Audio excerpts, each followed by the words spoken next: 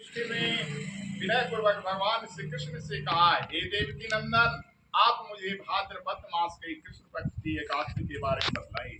इसका क्या नाम है, इसका विधान क्या है और महात्म क्या है, यह जानने की मेरी प्रबल इच्छा हो रही है। भगवान श्री कृष्ण बोले कि हे कुंती पुत्र, जन्म जन्मांतर के सभी पापों को नाश करने वाले इस एकादशी का नाम अजय एकादशी, ऐसे इसको क्या एकादशी भी कहते हैं।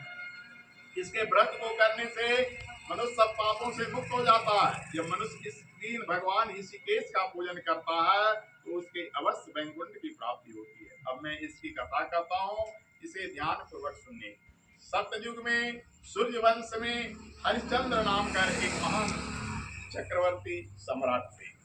एक बार उन्होंने अपना संपूर्ण राजा राजर्षि विश्वामित्र को दान कर दिया और दक्षिणा चुकाने के लिए अपनी पत्नी और पुत्र के साथ स्वयं को दास के रूप में भेज दिया।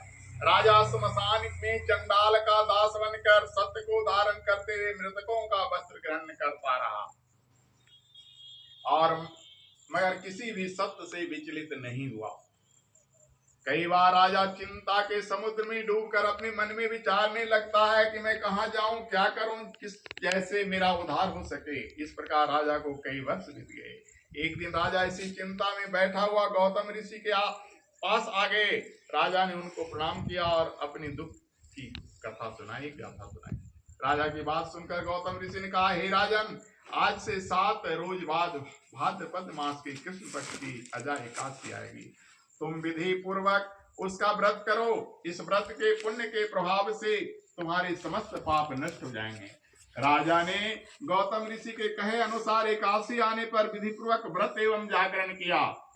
उस व्रत के प्रभाव से राजा के समस्त पाप नष्ट हो गए। आकाश में बाजे बजने लगे और पुष्पों की वर्षा होने लगी।